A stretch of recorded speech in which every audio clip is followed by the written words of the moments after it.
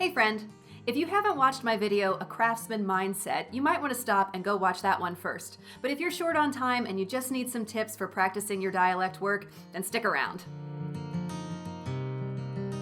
Hi, I'm Kate Glasheen. I'm a voice and dialect coach with a passion for health and wellness. You can learn more about me at kateglasheen.com, and if you like today's video, please like and subscribe below. Let's get started.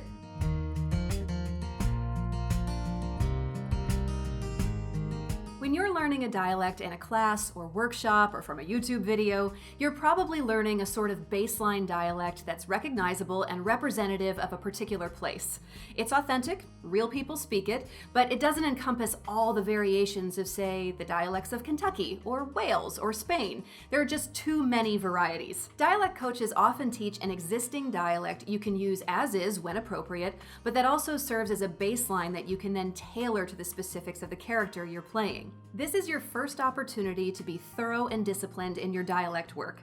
Finding things in the script like the location and time period of the play, the character's age and their native language, where they've lived, what they do for a living, all of these things can have an impact on your character's idiolect. Whatever dialect I teach, I work from packets that I've researched and created. I always provide practice words, phrases, and sentences, and that's what we'll look at working with today using the Scots dialect I usually teach, which is representative of the city of Glasgow. You learn the correct sound shift from a coach or a recording, but then you have to know how to practice. Using single words allows you to focus on producing the sound accurately, but also appreciating how the surrounding consonants affect it. So that's the dialect we're working with. So, for example, the long O or goat vowel shifts from a diphthong in my accent, O, to a monophthong in the Scots accent, O. It's really easy to see me shift between the two vowels in the American goat by watching my lip rounding, O, versus the static lip rounding in the Scottish goat, right? So, O. It doesn't move no matter how long I hold it.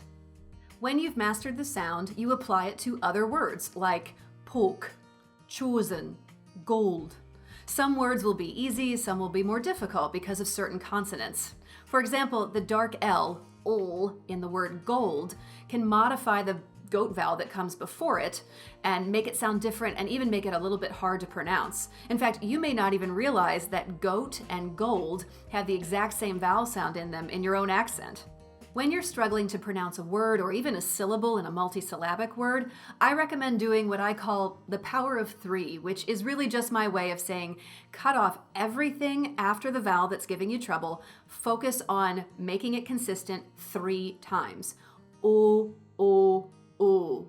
Make sure they're always the same. Then add in the initial consonant, the consonant that leaps off into that vowel, go, go, go. Be sure it's the same again, then add everything back on. And take care that the vowel doesn't change when you go into the rest of the word. So it could sound like this if that happens. Go, go, gold. Kind of sounded a little diphthongy again, a little bit of my American came back in, so make sure they're all very much the same before you add those ending consonants back in. Go, go, gold, gold. It can also be useful to practice in a mirror so you can visually monitor what your articulators are doing as well as listen for consistency in the vowel. The next step is to work phrases containing the sound like go slowly home or boldly going or rosy omen. The goal here is to start listening for inconsistencies as you speak multiple sounds. So you want them all to match. So you don't want it to sound like this, go slowly home, where I go American at the very last one, make them all the same. Go slowly home. And the mirror, again, is a great way to monitor consistency in your articulators. Lip rounding, lip spread, tongue position, whatever works for the sound you're working on.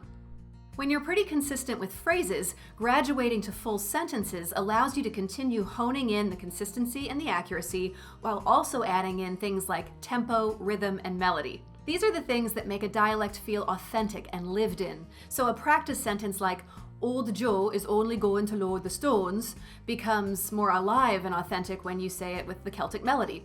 Old Joe is only going to load the stones. Now, it's rare to use a vowel this often in regular speech, so practice sentences can feel a bit unnatural. You might even think you're doing it wrong. So if that happens, go back to words and phrases to check your accuracy, and then just be sure you stop practicing before something becomes a mental block. Short bouts of daily practice are a lot more effective than overdoing it or doing too much in one day anyway.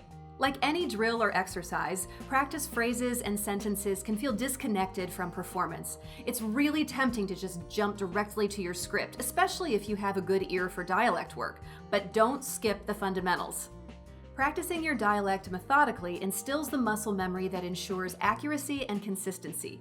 This allows you to forget all about the hard work you've put in while you're on stage, and then you can play and live fully in every moment of your performance.